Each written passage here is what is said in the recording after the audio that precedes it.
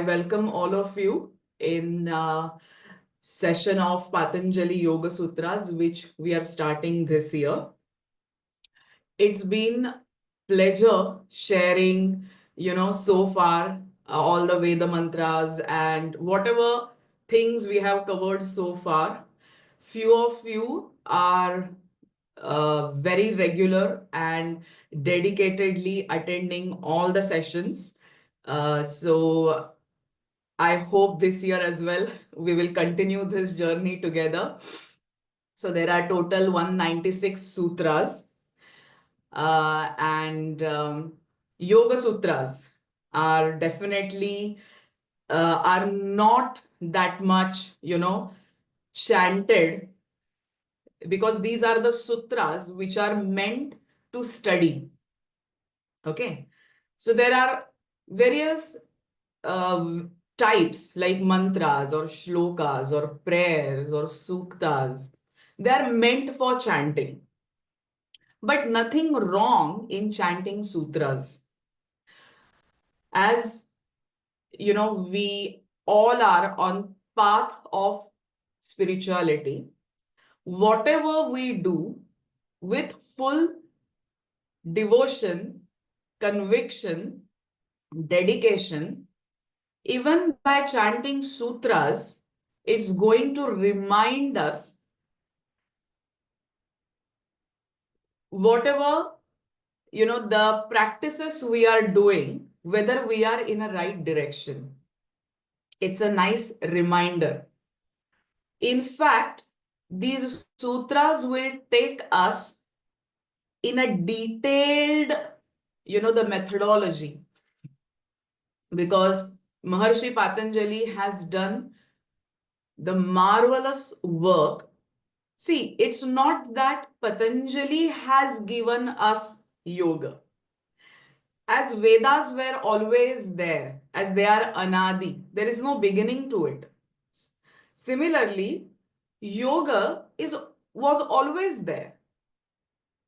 But as the time passes, by various reasons, many part of the study is forgotten. So what Maharishi Patanjali has done, he has revived that knowledge in the form of sutras. So step by step, we will look into that who is Maharishi Patanjali, what are the Yoga Sutras, what are the 4 chapters of Yoga Sutras. Then we will chant a prayer dedicated for Maharishi Patanjali, invocation to Patanjali. And then we will take up first 15 sutras from Samadhi Pada. We will do the chanting practice and we'll try to understand its meaning.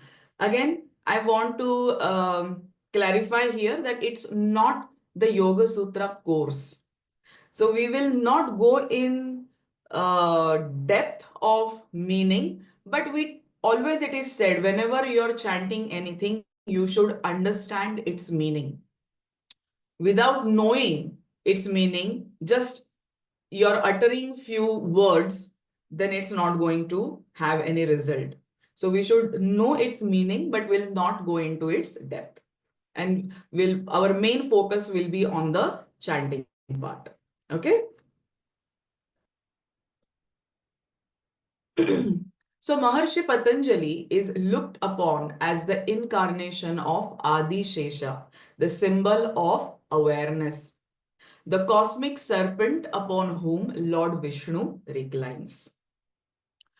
Legend reveals that he fell into the palms of a pious, wise lady, Gaunika, who was praying to sun deity for a child, and as a little snake which turned into a human form. So if you see Patanjali's form, it's half snake and half human form.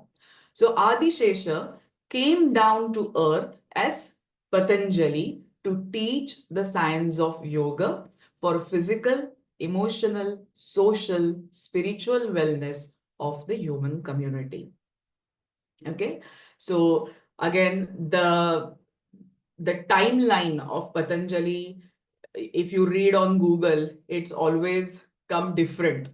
But For simplicity, we will keep around 2500 years ago. Patanjali has compiled these Yoga Sutras. Okay. Now, what is a sutra? Patanjali's Yoga Sutra is the oldest known text about yoga and is the most renowned among his contributions. The text establishes the practice and philosophy of yoga in short, concise, and succinct statements known as aphorisms. Sutras are like precise formulae, unambiguous, highly meaningful, applicable, irrefutable, and cannot be understood without a commentary because it is packed with deep philosophy, lot of meaning, but in the minimum words possible. So we have to read the different commentaries at different times. Different scholars have given the commentaries, right from Vedavyasa to the modern yogi, Swami Vivekananda or Satchidananda. So there are 96 aphorisms divided into 4 chapters.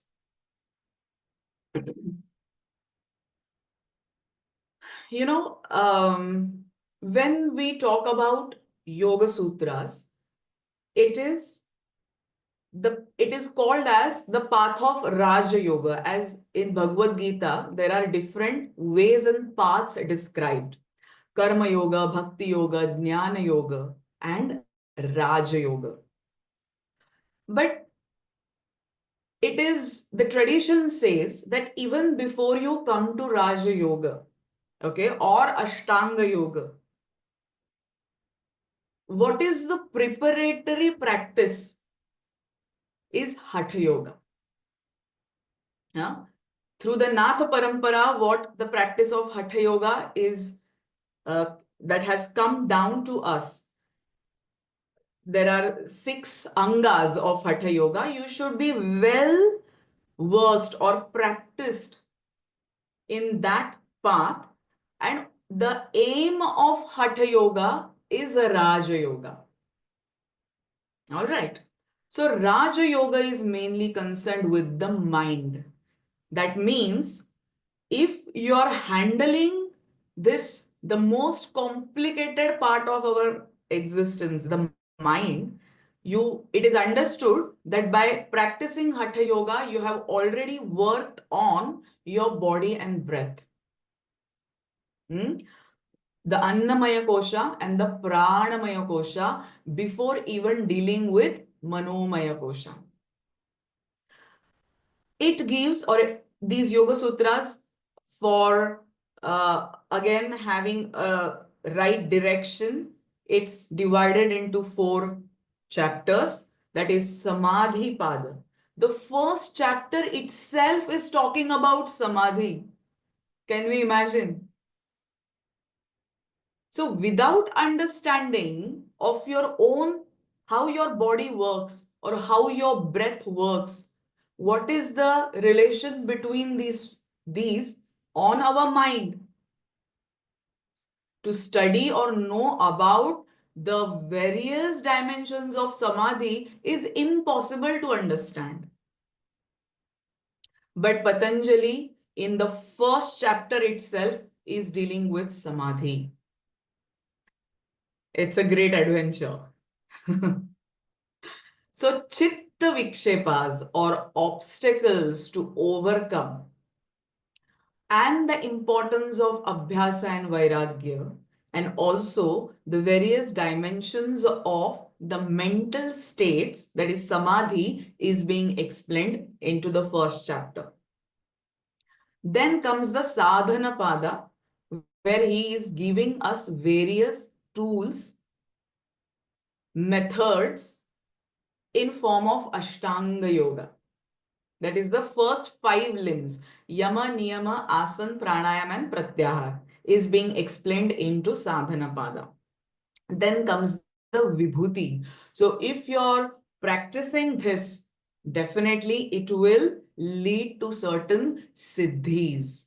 when you will firmly establish into the next three limbs, that is called as Sayyama, Siddhis, Dharana, Dhyana, and Samadhi.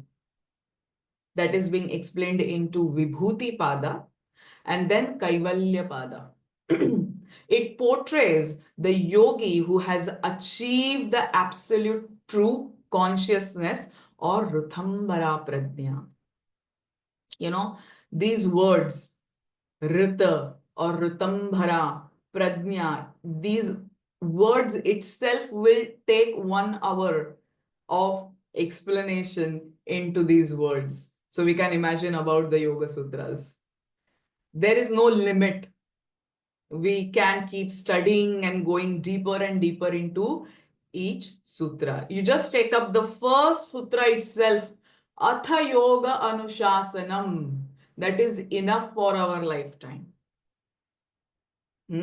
So we should definitely understand the significance or the knowledge which is packed into each sutra, how deep it is.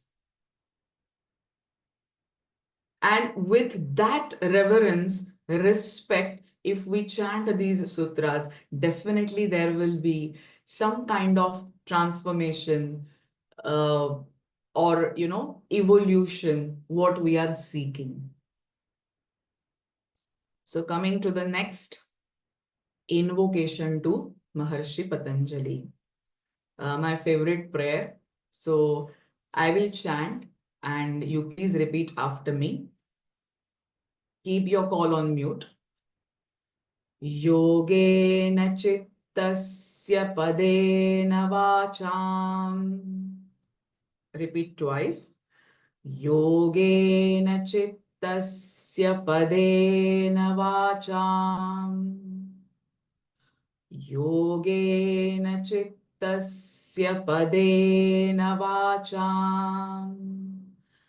Malam sharirasya cha vaidyakena. Malam sharirasya cha vaidyakena. Malam sharirasya cha vaidyakena. Yopakarottam pravaram muninam. Yopakarottam pravaram muninam. Yopakarottam pravaram muninam. Patanjalim pranjaliranatosmi. Patanjalim pranjaliranatosmi.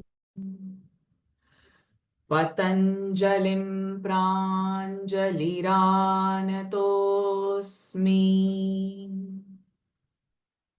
Very beautiful invocation to Maharishi Patanjali. This means, I offer my salutation with folded hands. Pranja Lirana Tosmi. I am praying or offering my salutation with folded hands to Maharishi Patanjali, reputed among the sages, who removed impurity of mind, yogena chittasya, the psychic dirt or the mental impurities. They are removed. How? By the science of yoga. Yogena chittasya padena vacham. Impurity of speech through grammar.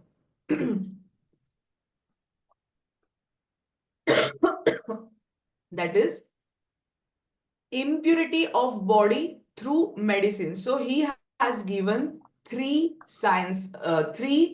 what we can say, the ways, One is the grammar, one is the Ayurveda, and one is the yoga. To remove impurities from mind, yogena chittasya padena vacham. Vacha is the speech. So there is also impurity. We gossip. We many a times, unknowingly say bad words. So these are nothing but the impurities of speech. How it can be removed? Through grammar.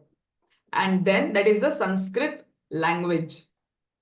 Just chant. What is the importance of chanting? By chanting Veda mantras or any sukta or any stotra, it is the purity of your speech happening.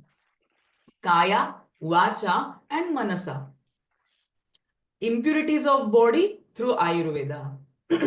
Okay? So he is the founder of these three ways of purifying our kaya, vacha, and manasa. So just we'll chant the whole invocation together. Yogena chittasya padena vacham malam sharirasya cha vaidyakena योपाकरोत्तं प्रवरं मुनीनां पतञ्जलिं प्राञ्जलिरानतोऽस्मि. One more time. योगेन चित्तस्य पदेन वाचां मलं शरीरस्य च वैद्यकेन योपाकरोत्तं प्रवरं मुनीनां पतञ्जलिं प्राञ्जलिरानतोऽस्मि. All right. The next one, the first sutra of Samadhi Pada. This sutra is the definition of yoga. What is yoga? Sorry, the next sutra, but this is like we are beginning with the exposition. Atha yoganushasanam. Atha. Many scholars give, 1 hour of lecture on the first word itself, atha. So Maharishi Patanjali, he has expected what I have, explained just before, that you have done the groundwork. You have done certain sadhana, some kind of practice, so that now we can start with this detailed instructions on the science of yoga. Atha, implying the transition to this practice, means I have done certain practice before and now this is a transition into this science of yoga and pursuit after prior preparation. I must have worked on yama and niyama, which is being completely ignored.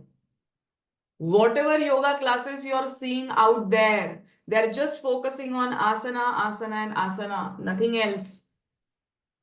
The first two limbs, yama and niyama, not needed, discard them. So you have all the kinds of, we can say, habits. They can be helpful or not helpful. I don't want to say bad habits, but certain habits we are, so much used to it. Or unknowingly we say we are not following truth, or we are not following the principle of ahimsa. We are not following the principle of brahmacharya. We are not following the principle of Ishvara Pranidhana. We don't know how to surrender. And then we are starting with the science of yoga. It's not going to work. I'm not practicing aparigraha. I am greedy. I want this. I want that. There is no limit. I am keep, accumulating day after day. It's not going to work. So atha means what initial preparations we have done so far. If I'm 25 years old, 40 years old, 60 years old, or 80 years old, what groundwork I have done in my life, what discipline I am following on day-to-day basis is very, very important. Atha is telling us that or reminding us that. And then comes yoga. Yoga can be explained in two ways, either the union or it comes from the root word yuja, means to join or to unite, integration of Atma with Paramatma, or absorption in Samadhi. Yoga means Samadhi. And then Anushasanam,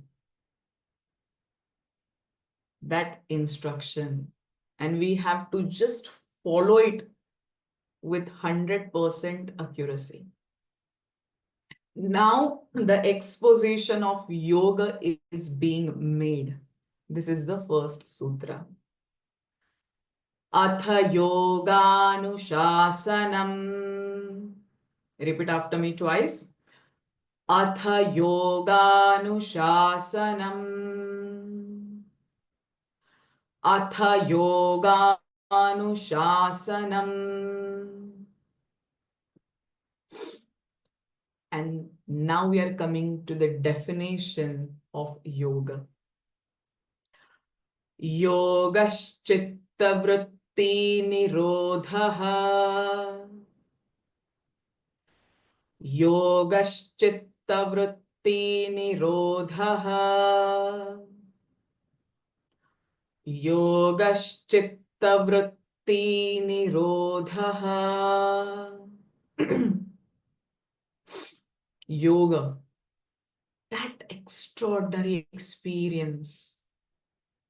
How I can get that extraordinary experience? Chitta, Chitta is again that word cannot be explained in English. Antakarana chatushtaya. It has got 4 parts. Mana, buddhi, chitta, ahankara. Okay, so in that antakarana, one part is chitta. That part of mind field, what this definition is telling us, that mind field should be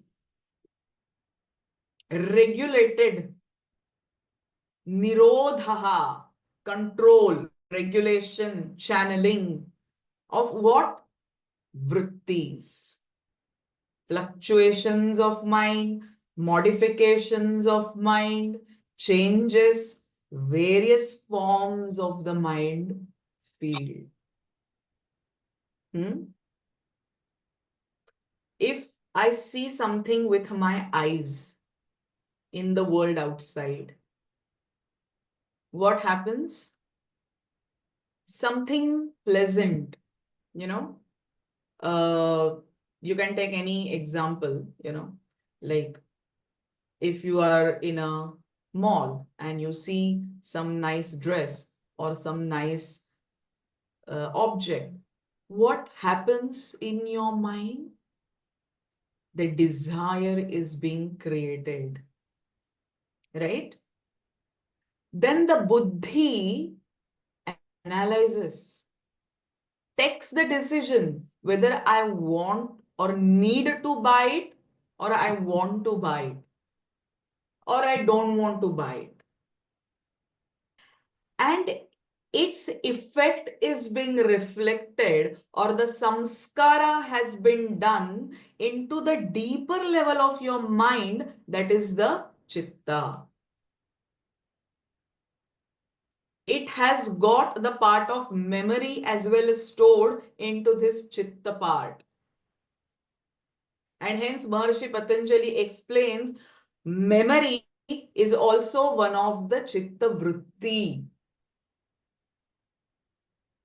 I have tasted gulab jamun, and in my memory it is stored, it has a pleasant taste, and I have attachment towards that particular sweet.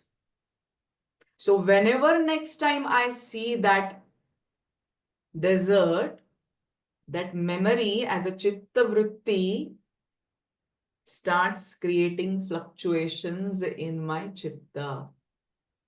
And then the desire is being created in my manas, my mind. I want it. Now Patanjali is asking us to restrain completely all these chitta vrittis. Here only we will stuck up for the lifetime. Will that happen? Is this possible?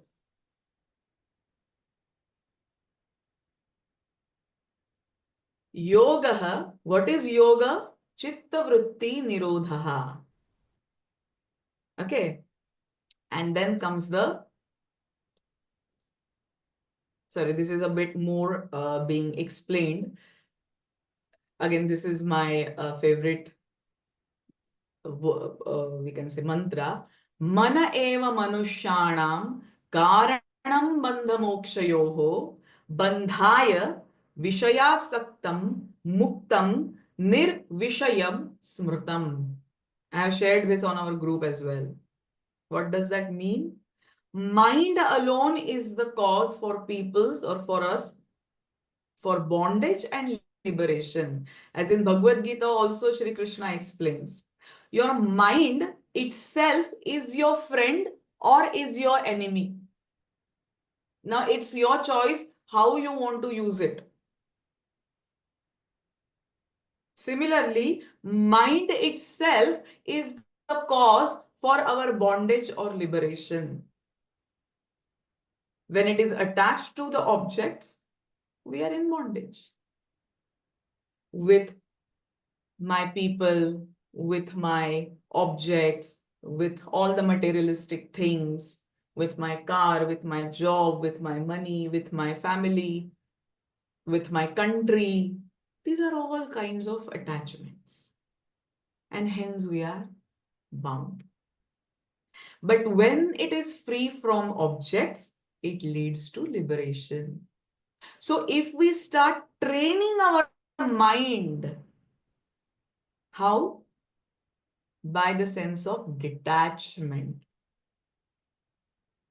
Liberation is available right now. You don't have to go anywhere. With all my practice and sadhana, what I'm trying to do is to train my mind. Right? But then, what is the true nature of me is being explained in the third sutra. Tada drashtuswarupe sthanam. Tada drashtuswarupe sthanam. So whenever there is a visarga, drashtuhu, followed by the word sound sa, generally the visarga sound is ha, but it will change it to sa because the following syllable is sa. Drashtus, not drashtuhu. Tada द्रष्टुस्वरूपेव स्थानम् तदा द्रष्टुस्वरूपेव स्थानम्. What he's telling us, tada, at that time, drashtuhu, from the root drisha means to see, avasthanam, settling, remaining, being in a state. Okay? So at that time, what time? When there are no chitta vrittis, when there are no fluctuations, when there is no desire, no attachment, it is, all these are absent, you know. After all waves have finished,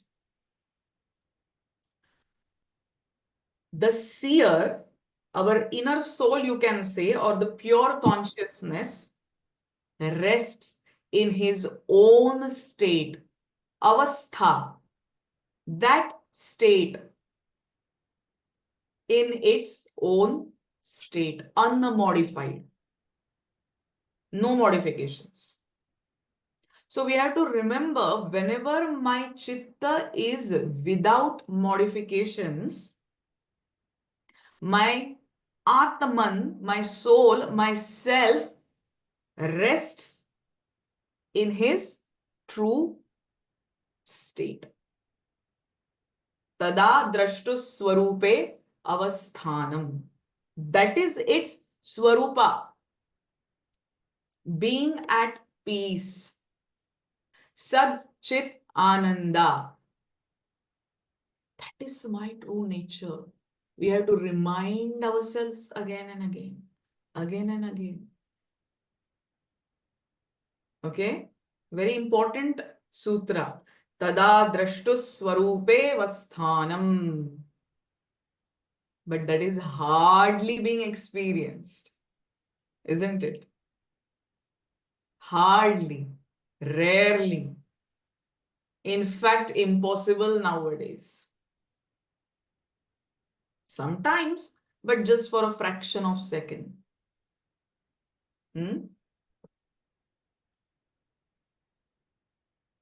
Nice example.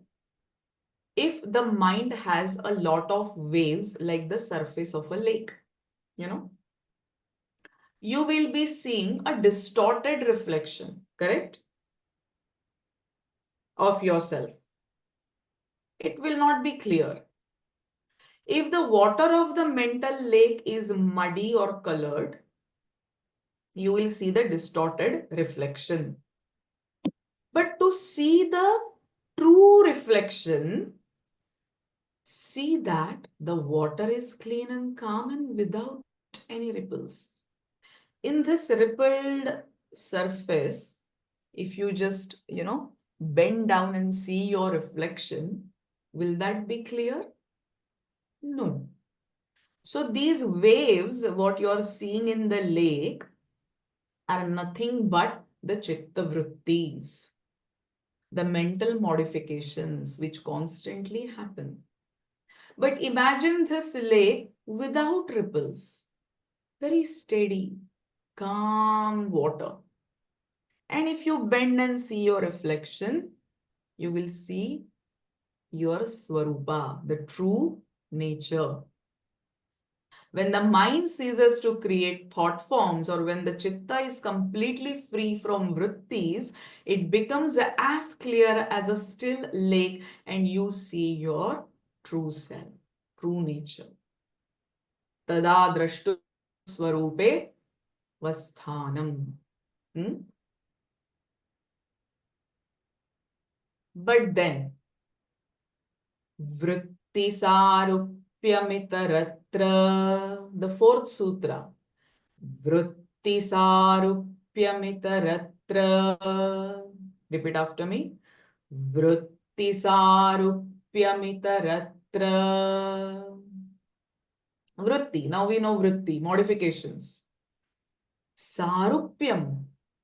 we are so much getting deeply identified with these modifications that we feel we are that. Vritti sarupya. Myself or the pure consciousness within is so much identified with my body that I feel I am this body. My pure consciousness is so deeply identified with the modification that I am disturbed or not happy. I feel I am not happy, or I am fat, or I am unsuccessful, whatever it is. That deep identification, sarupyam, itaratra, other time. So when myself is not in its true nature, all the time we are in this state. Vritti sarupya mitaratra. At other times, the self appears to assume the forms of the mental modifications. I think this sutra we should contemplate again and again. That I am in this state. Come on, become aware that I am not this, I am not that. For example, someone blames me. This produces a modification, vritti, in my mind. I identify myself with it, and then what I feel as a result? Miserable. And in that moment, what I feel? I am miserable. How can he or she tells me like this? Vritti sarupya mitaratra. But then we have to remind ourselves, hey, you're not miserable. Hey, you're not fat. Hey, or I am not this.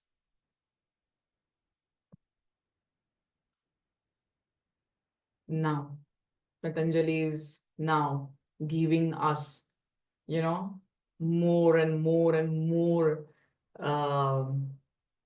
insights. Now, these vrittis are of 5 types. Whatever kinds of vrittis we can think of, they will come under only these 5 categories. Okay? Vrittayah panchatayah klishtaha. Whenever visarga is followed by pa sound, the visarga sound will become f. Vrittayah, vrittayah panchatayah. Now, here there is a visarga which is followed by the ka sound.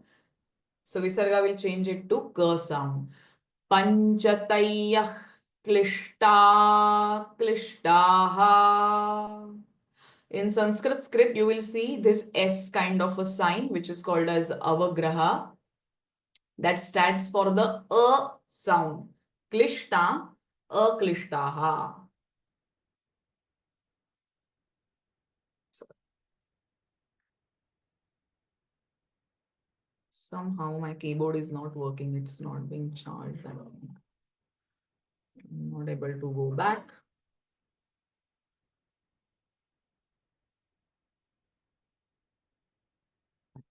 Okay.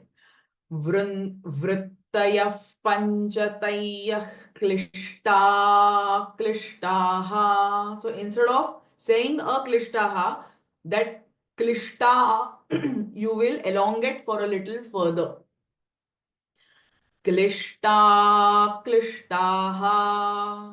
And this S with a dot underneath is a retroflex sh sound. So it should not sound as a sh. Klishta is a wrong way of pronouncing it. Because in chanting, it's very important how you pronounce these sounds. klishta, klishtaha. What he's saying, these modifications are of 5 types: painful and not painful. Swami Satchidananda has described it as selfish and selfless, these modifications. Okay. So there are 5 kinds of mental modifications. Some are painful, klishta, and some are not painful, aklishta. Let's see what are these 5 vrittis. Pramana viparyaya vikalpanidra smrutayaha. Pramana viparyaya vikalpanidra smrutayaha. प्रमाण विपर्यय विकल्प निद्रा स्मृतयः. Now, what is pramana? Is the right or correct knowledge. What is viparyaya? Incorrect knowledge. Misconceptions, misunderstandings. Vikalpa, verbal delusion, imagination is vikalpa. Nidra, sleep is also one of the vrittis, mental modifications. Why? Because we get dreams. Because of dreams also, chitta is distracted. And then smriti, memory. So these are the 5 vrittis.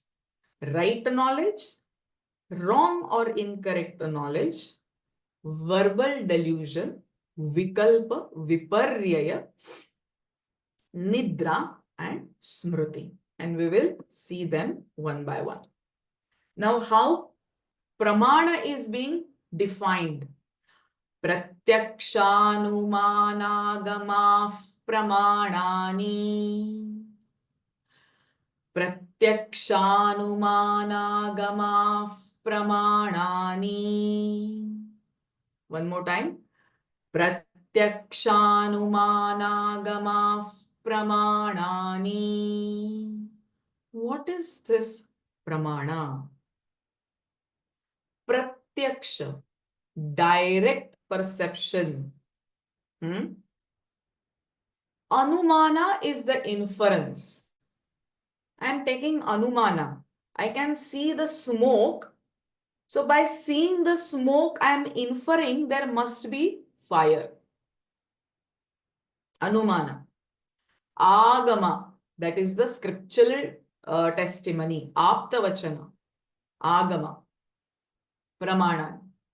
So from what sources you can get the right knowledge? Pratyaksha.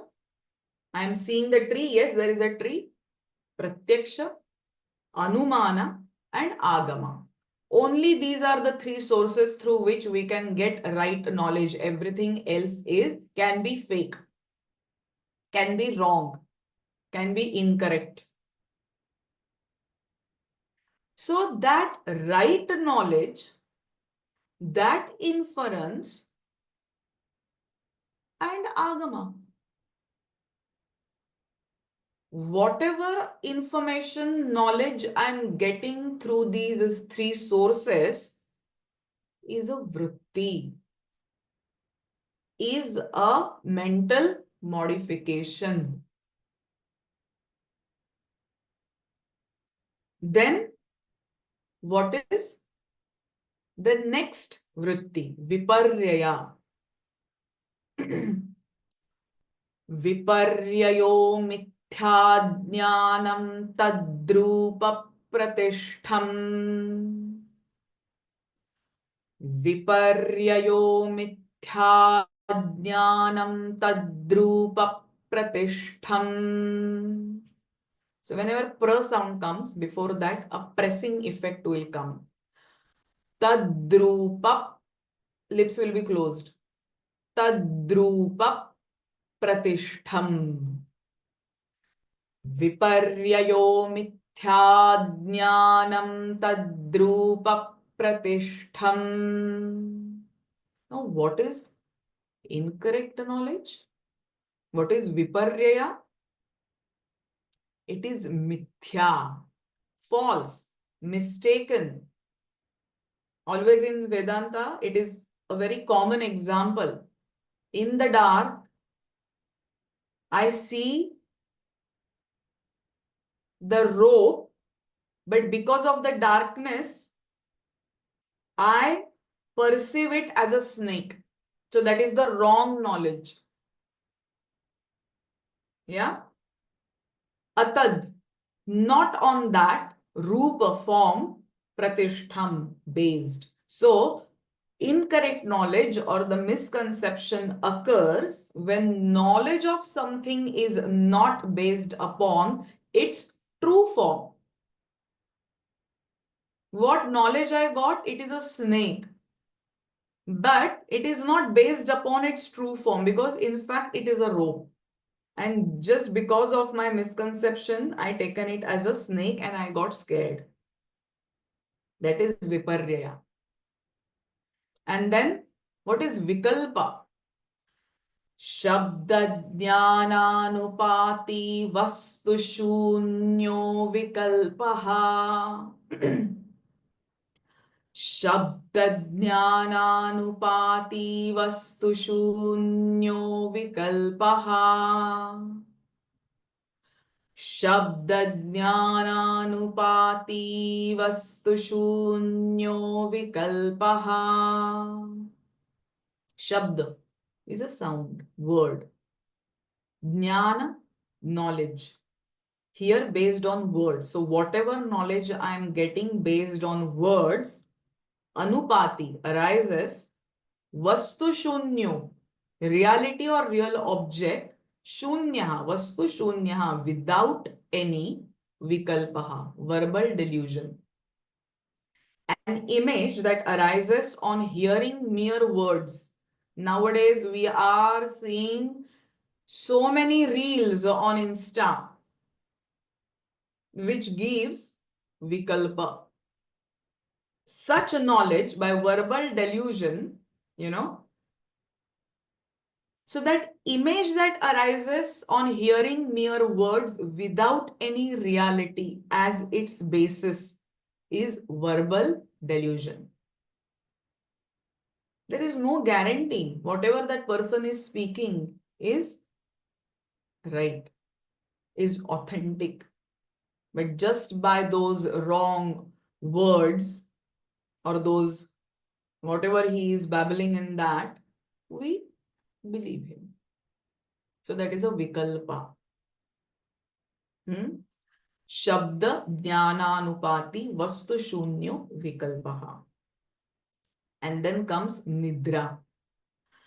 Abhava pratyaya lambana vrittir nidra.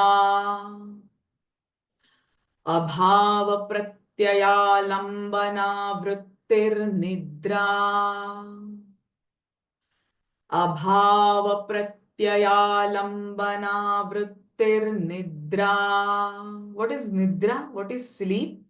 Abhava. When we sleep, there is complete abhava, nothingness. Of what? Cognition. Pratyaya. Alambana, support. Vritti, modification. Nidra, sleep.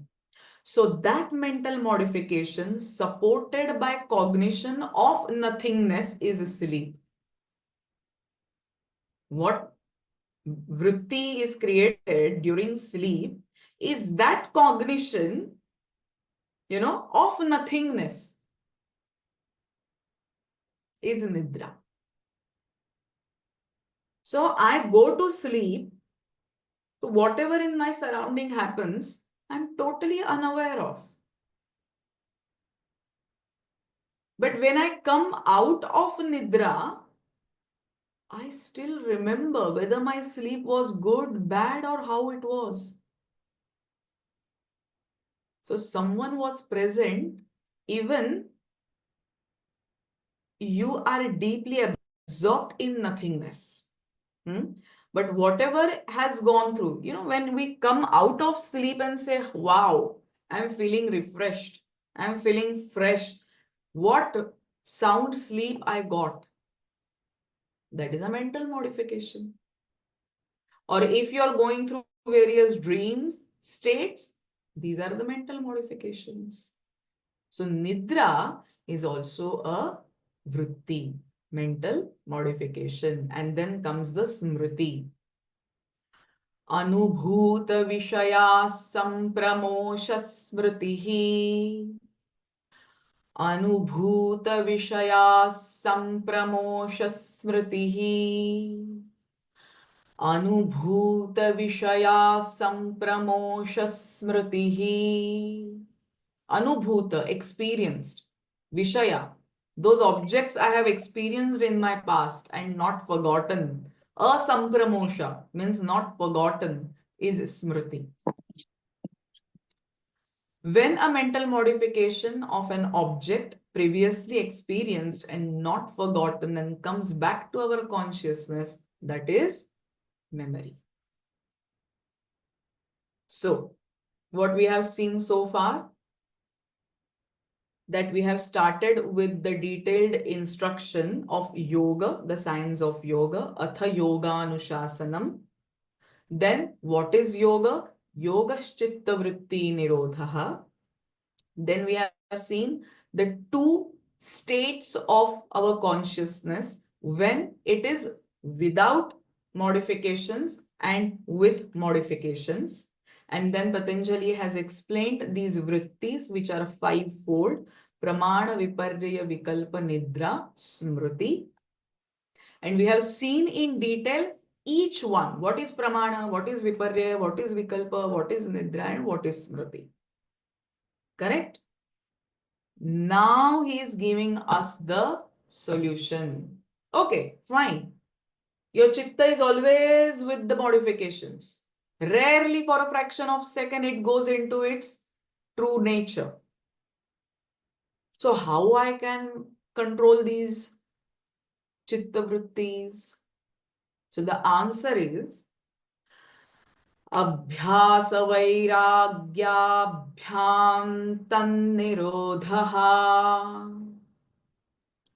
अभ्यास वैराग्याभ्याम तन्निरोधः अभ्यास वैराग्याभ्याम तन्निरोधः Yogaschitta vritti nirodha. How that nirodha can be done? By abhyasa and vairagya. Abhyasa, practice. Vairagya, detachment, non-attachment. Abhyam, by both. Tad, they, these vrittis, are restrained. Nirodha. These mental modifications are restrained by practice and detachment from the cause of these modifications. Okay, we got the answer. Abhyasa and Vairagya. So now let's see what is Abhyasa. Tatra sthitau yatnobhyasah. Tatra sthitau yatnobhyasah. Tatra sthitau yatnobhyasah. Tatra, of these. Sthitau, in steadiness. Yatna, effort. Abhyasa is practice. Of these two, that is Abhyasa and Vairagya, effort towards a steadiness of mind is practice. What is Abhyasa? Constant, that is being explained in the next sutra. That how that Abhyasa, how that practice is done. Okay. Effort, what we are doing or taking towards what? Steadiness of mind is practice. But how should be that abhyasa, how should be that practice is explained in the next sutra. Satu dirghakala nairantarya satkara sevito drudha bhumihi सतु दीर्घकाल नैरन्तर्य सत्कारा सेवितो दृढभूमिः सतु दीर्घकाल नैरन्तर्य सत्कारा सेवितो दृढभूमिः. How this practice should be done? Okay, I have joined a yoga class, I have done for 2 months, but nothing happened. I didn't lose my weight. I gave up. I decided this is my New Year's resolution. I will get up at 5 o'clock in the morning and do meditation. I did for a 1 week. Nothing happened. No results. I gave up. I stopped. No, this will not work like that. What Patanjali is saying us, telling us? Satu, this, Dirgha Kala. Now, this Dirgha Kala doesn't mean only in this lifetime. You must have done from previous birth, and you might have to do in your next birth. That is Dirgha Kala. If you're saying with a pride, I'm doing this for last 20 years, what? Then what? You have to still continue it for till your last breath. Maybe in next birth. Maybe in next birth. That is Dirgha Kala. Means if you have taken up any sadhana, you are not going to give up. Dirgha Kala. Nairantarya, without break. I have done for a month, then there is a break of 1 month, then again I started. Again there is break of 3 months, again I started. No, it's not going to work. And that's why yama and niyama we need to begin with. Self-discipline. If you haven't worked enough on yama and niyama, the first two limbs of Ashtanga Yoga, we cannot even think of doing this practice, abhyasa, dirghakala and nairantarya. And how? With satkara, earnestness, with honesty, with reverence, with respect, with conviction. हाँ अभी ये yoga teacher ने मुझे बोला है, पता नहीं इसमें कितना दम है, but still I am doing it. There is no conviction, there is no honesty, there is no faith, there is no respect, because that teacher is telling me I'm just trying few months, trying few weeks, but actually I don't feel it's going to work for me. With this disbelief, with this doubt, if you're doing it, definitely it's not going to work for you. Satkara sevito. With that dedication, devotion, conviction, faith, and I have 100% faith that it's going to help me. It's going to transform me. Drudha bhumihi. That is creating the ground, the foundation, and you will get firmly established into that practice. Drudha bhumi. When you go by a boat in a lake, there need to be some anchor to control that boat. Otherwise, with the storm or a wind or the waves, your boat can navigate in any direction. But if you want to follow a particular direction, you need an anchor. and that is firmly established into the ground. That practice is called as abhyasa, which is dirghakala nairantarya satkara sevito drudha bhumihi. Practice becomes firmly grounded when well attended for a long time without break and in all earnestness. That is abhyasa. Abhyasa is not just reading some books in terms of yoga. That is your sadhana, your practice, and these are the qualities of your practice. And then comes the vairagyam. So abhyasa itself to do in such a way is difficult. I think vairagya is impossible. What is vairagya? दृष्टानुश्रविकविषयवितृष्णस्य वशीकारसंज्ञा वैराग्यम्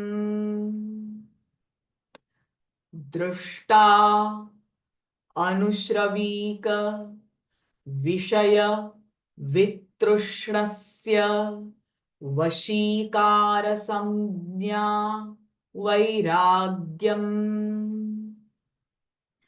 दृष्टा अनुश्रवीक विषय वितृष्णस्य वशीकारसंज्ञा वैराग्यम. What is vairagya? What is detachment? Drishta, the things which are seen. Anushravika, the things which are heard. Vishaya, the object.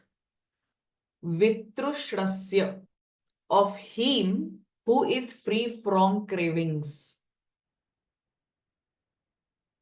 Vashikara, mastery, control. Samjna, that clear knowledge is vairagya. The consciousness of self-mastery is one who is free from cravings from objects seen or heard about is non-attachment. Okay. So this is vairagya. What is vairagya? That if I do something, or if I eat something, or if I see something, or if I heard something, I'm still looking at it as a witness and not identifying myself with that particular thing. If we start doing this, means not having or doing this self-identification with everything what we are experiencing right now, and just as a sakshi, if we observe everything as a witness, we are not attaching to any particular object, person, or a situation, but try to remain as a witness, sakshi bhava. Slowly and gradually, this quality of detachment will come to us naturally. Last month, I have attended Mahakumbha Mela. Just being in company of these Naga sadhus, I can sense the extreme level of detachment. You know what? From my own experience, I can say, everything will not come only from practice, from your sadhana. You need to be with such people.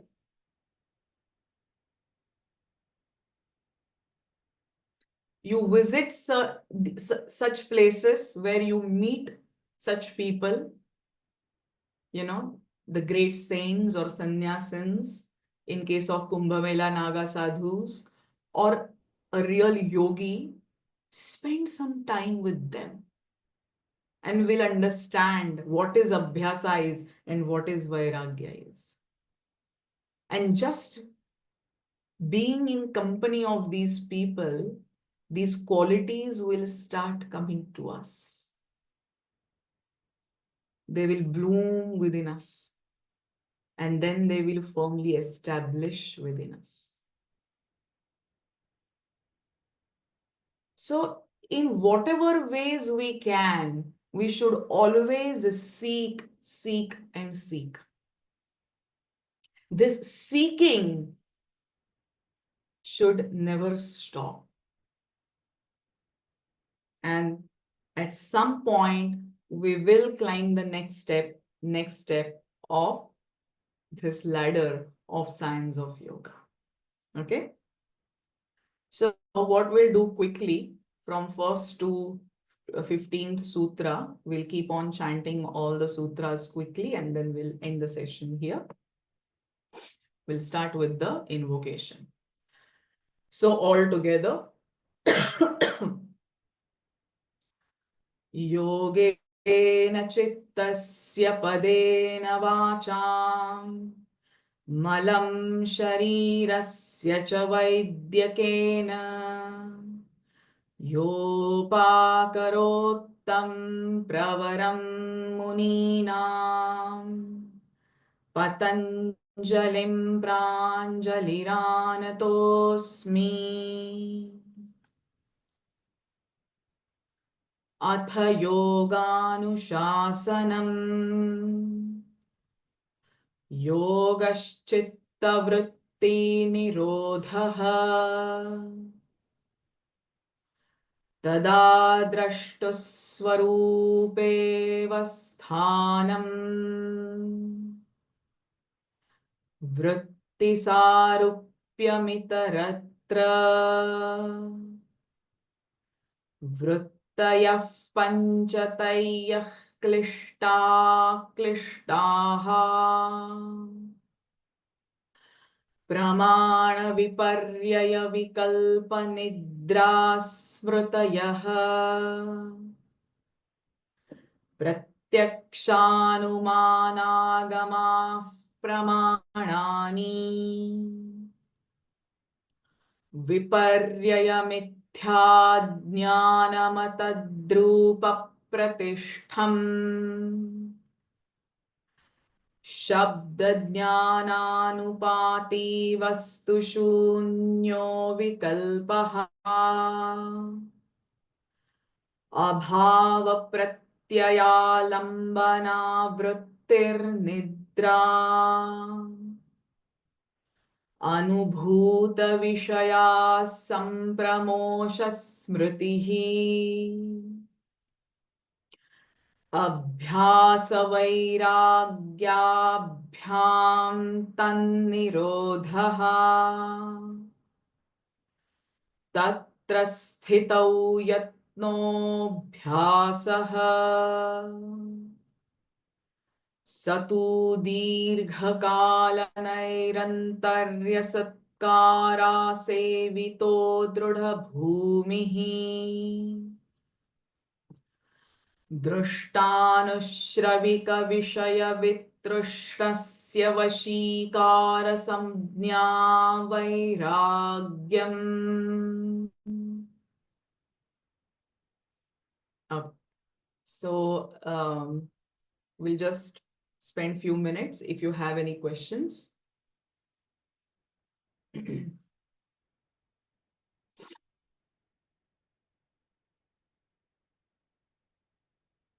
Otherwise, we'll end the session with the Shanti mantra.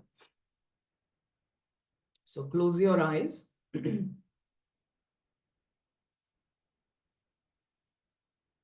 Om Purnamidav Purnamidam Purnat Purnamudachyate Purnasya Purnamadaya Purnamevavashishyate.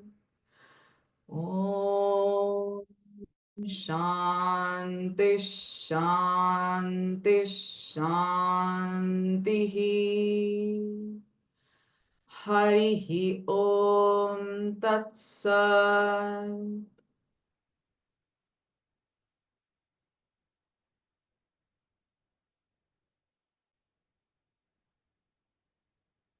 Thank you everyone for joining today's session. And for this month, I will be definitely sharing the recording on the group. You can go through the recording, practice these sutras, chant them, contemplate on its meaning. And our next session will be again on 8th of March, the second Saturday of March. We'll try to cover in each session around 15 to 16 sutras. So in a year's time, we will finish Patanjali Yoga Sutras. Great.